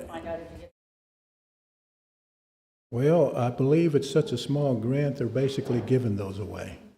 So, you know, it's a lot of times when you submit for those, it's a good opportunity. Tribe can match, you know, 4,000. There's other avenues to get the 4,000. The tribe will come up with the $4,000. Outside of even your approved budgets, there's ways to get money. So we'll come up with the funds. Representative Detheridge. Mr. Haley. Yes, sir. Got this grant application this week. Mm-hmm. Called the man. He said we can try to get it on here. When is the deadline? And I mean a real date, not coming up. Well, because Christmas is coming up. They didn't give us an exact date, but they said it is closing pretty quick. But I can reach out and try to get more info. I just don't know why we're having to look at this, and it's not even in any kind of a form like a resolution. The reason it's not in any form of a resolution because it's coming under other business and would require a verbal motion to be able to do it, which we have. We have a first and a second to place it on the floor. It may not be, but not everything walks on our fours, and we don't live in a perfect world. Representative Shaw. I realize that we're talking about $4,000 in kind. Where are we going to get this in kind? Because that's one of the questions that's going to be asked. $4,000. Are we going to do it by program? People working in a program coming in, you know. No, it's not an in-kind. It's just a tribal match. which the tribe got to do 4,000. We're gonna go over $4,000. $4,000, okay, then I need to be asking the administration, where this $4,000 is gonna come from? Chair? Where's Yes. the $4,000 gonna come from? We have, as I said, we have the funds in the stabilization of tribal government. We do have, which is an approved budget of the tribal council. Okay, don't come back.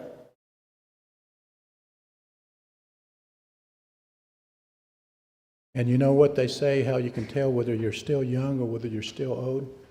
And if you trip and fall and they laugh, you're still young. And if they come running to help aid you, then you old. I'm young still. See, y'all was all laughing, hoping that I fell over. Okay, we got a motion and a second.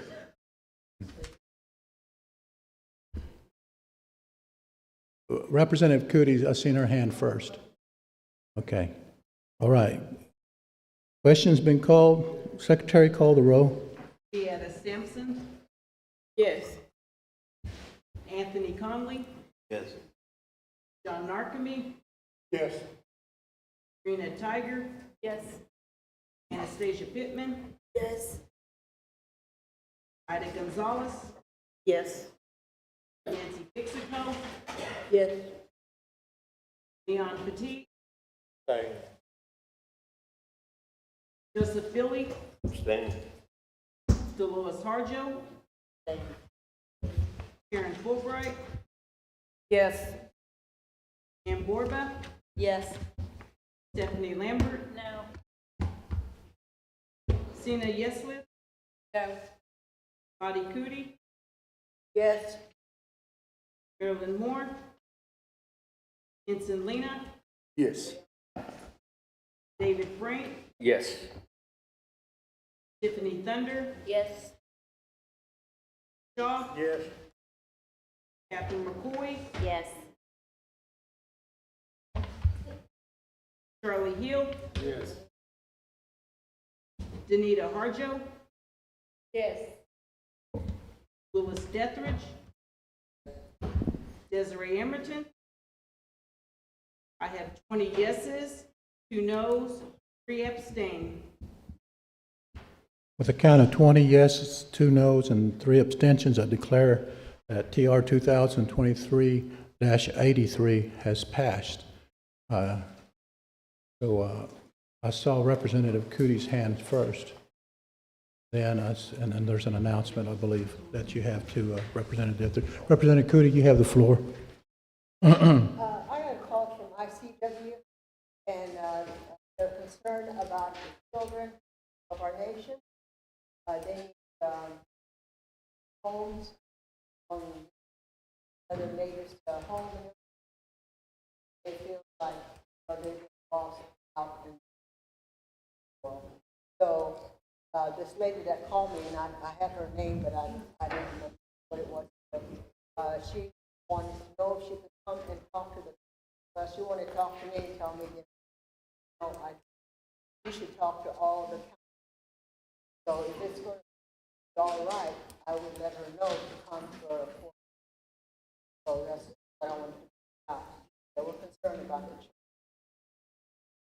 Well, what we can do, we can have her make a video, put it on the council portal, and put it on Facebook and everything else, and share the concerns of the lack of housing for foster children within the Seminole Nation. Will it be all right to have her come and talk to us next week? The director is going to be there, so when they're at the next quarterly meeting, directors will be there. If that's one of the questions that you have for her and comments, then address it at that time. Thank you.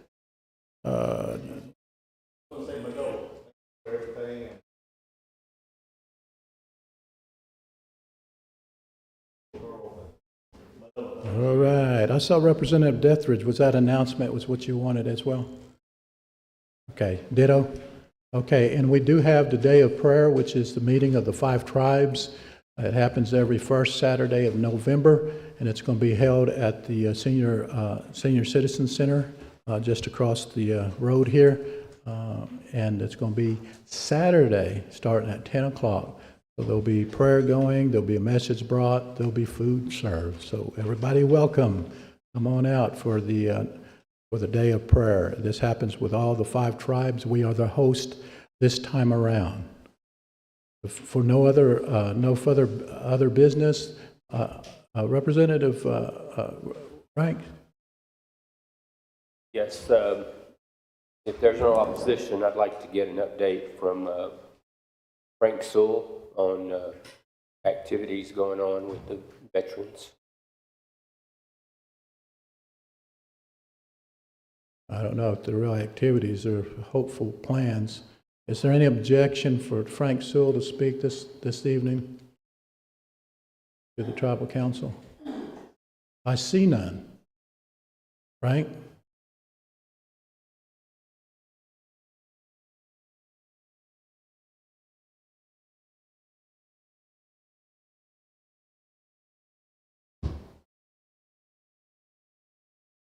There's a microphone over there. It might make it better for you to hear.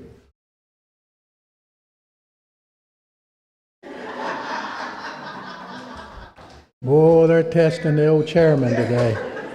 Yeah. This is for the chair, but you can borrow my microphone. No, go right here, Frank.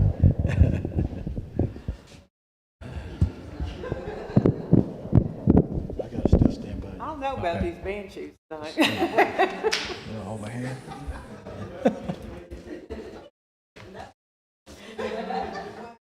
All right. Okay, my name is Frank Sewell, and I'm sure I don't think everybody knows who I am. Some of you do, some don't. But I live in Colorado, and I'm on the Veterans Committee, and I've been working on projects for the veterans area. When I selected that site for the veteran, which is top of the hill, and all veterans know why we take the top of the hill, why we take the high ground. And that was the site I selected. And when I saw that site, I had a vision of not only a building with a parking lot, but I was looking at a veteran park, monuments, flag plaza, memorial wall type displays, statues, and also a campground. There's several phases. There's about 5 or 6 phases. We've got the first phase was selection of the site, which is there. The next phase, the vet center, is complete. The next phase is the parking lot. So we're working on that. Transportation is. Phase 2 area is the flag plaza, which will be on the east side of the Veteran Center, that area right there.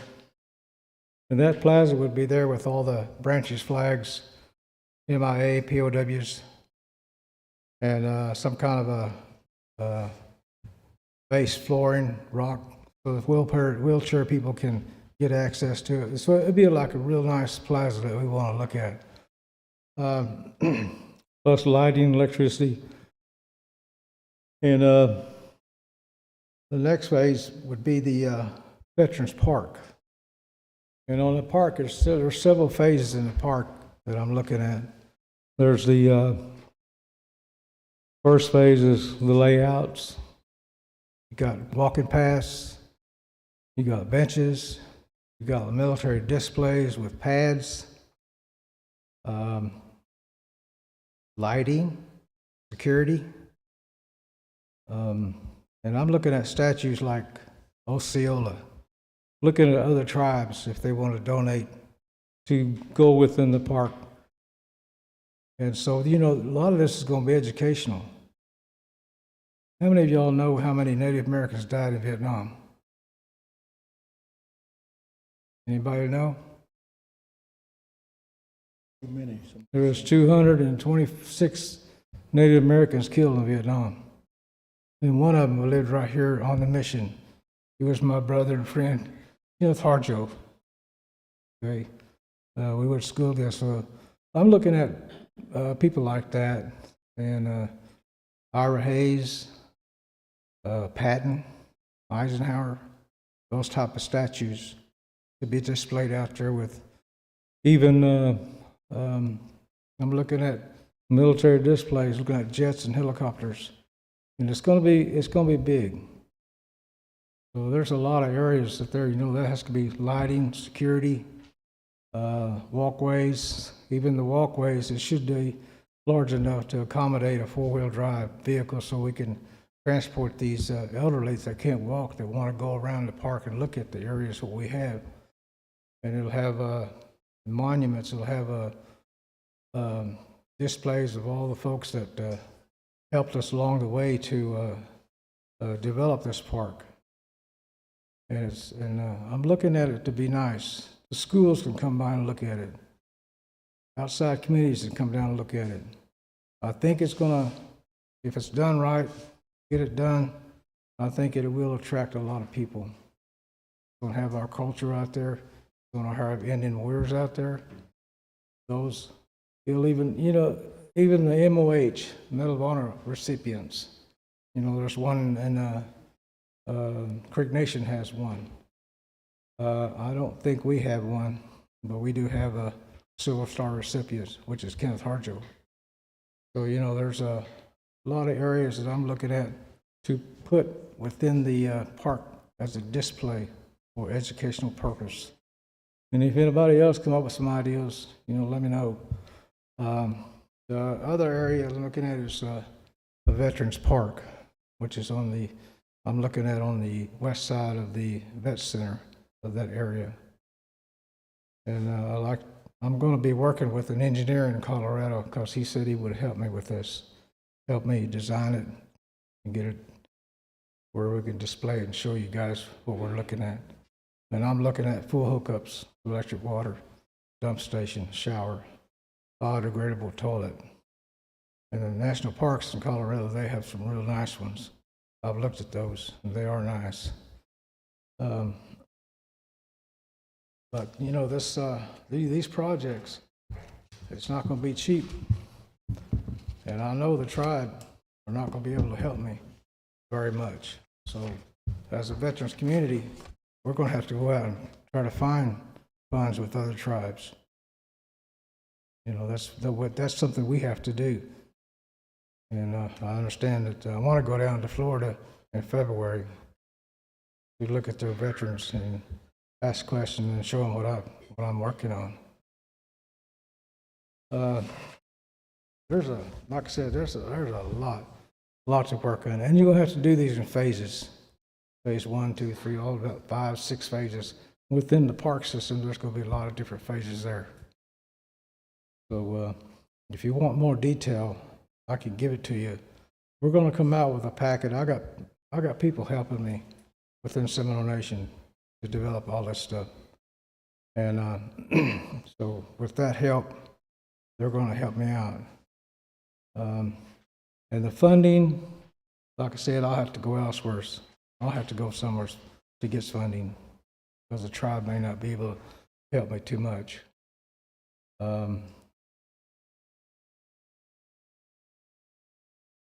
The timeline, it could take years, 5 years, 10 years. It all depends on how fast we can get this thing going. I'm going to come out with a resolution in May and a packet to show what the ideas I'm looking at. And there's going to be a resolution. Also, I'm looking at acreage. It's not 3 acres like I'm sitting on now. I'm looking at 13 acres to combine all these projects here between the vet center and the cemetery on the east end. I got a flag I want to set on the east end, sitting by itself, but with a lot of landscaping. So I feel it's going to be nice. It's just that, we as a tribe, either we do it or we don't. I hope we do it. Is there any questions? Yes. Thank you, Chief Sewell. Thank you for that report. Update is very interesting. My one question is, do you have anybody on your committee that can help you apply for grants through the national parks? Yeah, I've thought about that also, and, there's grants from the national parks you're talking about. I've thought about that, so that's why I have to reach out with that and look at it. I did talk to our grant person. I did mention this to him. And, it's coming to him. He's aware of it.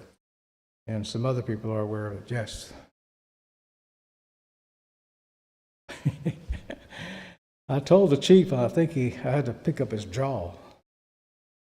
I'm estimated at least 10 million. I know the gate entrance that I'm looking at, it's a real nice gate. I mean, it's pretty. It matches the kind of the building of the formation of the building. And 3 years ago, it was like $75,000 build it complete. And like I said, I'll have all that pictures in a packet for you guys to look at. I didn't want to overwhelm you guys because there's a lot. Yes.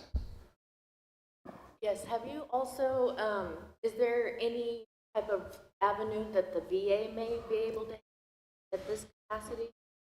VA grant fundings, not unless it's in the national park area, but no, I don't think the VA has anything like that that I'm aware of. I have to get with Mary Cully, see if there is something out there that she's aware of. Yes. You got great ideas, okay, which I concur with you, okay, that have parks, trails, etc. But one thing that we have to think about, okay, is that today, what's happening today pertaining to veterans, all right? People forget about veterans. Talk about Vietnam, you talk about that man from Seminole, even got like Charles Miller today, we woke up, first woke and died, okay? And anyway, I suggest that you all, after you all, the fact that Seminole Nation, we want to grow pertaining to moving forward.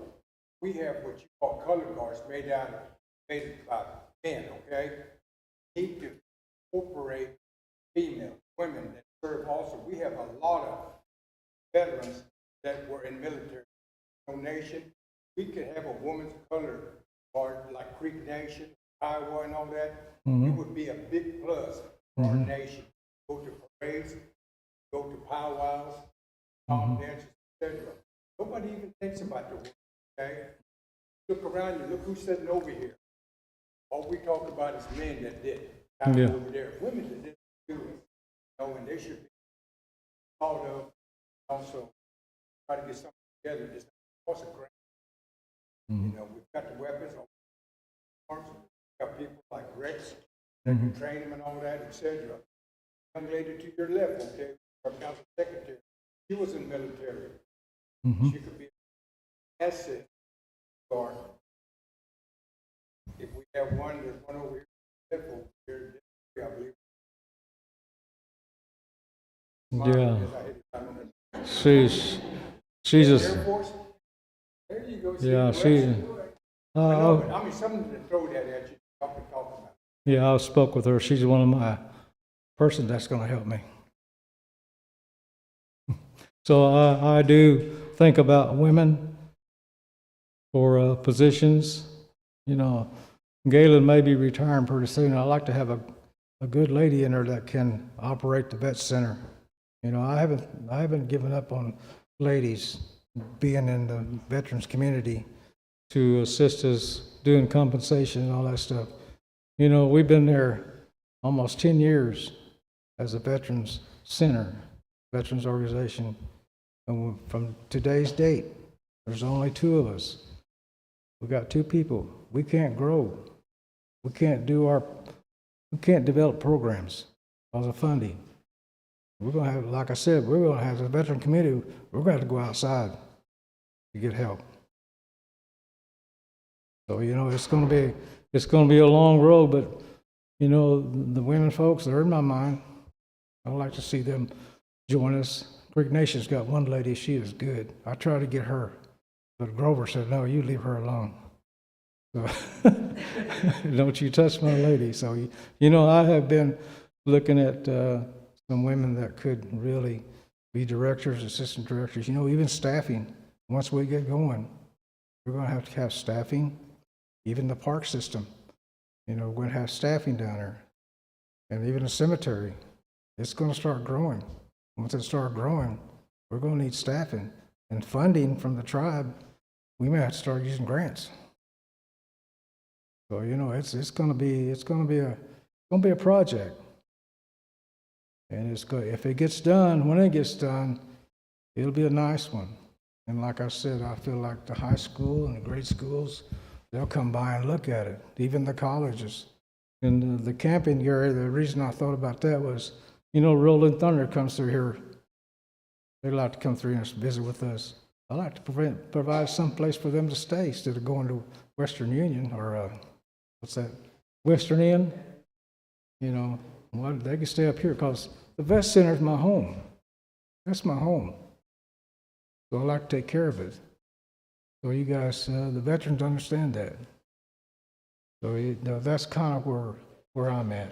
I'm looking down the road. I like to get things done, get them developed. It's going to increase the value of the property. I like to get a veterans golf course across the road. So there's a lot of things that's out there. And the statues I talked about, there's different statues we can get. Ira Hayes, we have to talk, as a veterans committee, we have to talk to these other tribes that have these people that has done great things. Ira Hayes, like I said, there's a lot of areas. But that's kind of where my thought is. Like I said, we'll be looking at get a resolution together and get a packet for you guys to look at to see what kind of ideas we have to develop a Veterans Park, camping, the front gate. It'll be nice once we get done, if we can get it done. So, any more questions? Yeah. I have just one last. Just wanted to ask if when you complete the project, there are two things that I'd like to incorporate it, or if you could partner with a local school, start our pipeline, so we can get our Seminole students at 14, start considering serving, working in the area. Then also, if we, general council or any Seminole members and citizens, can they purchase headstones for some of the fallen soldiers? Well, the reason why I'm asking is because our former chief, Kelly Haynes, he was cremated, so he doesn't have a headstone. So if the family wanted to purchase a headstone out there, would we be able to do so?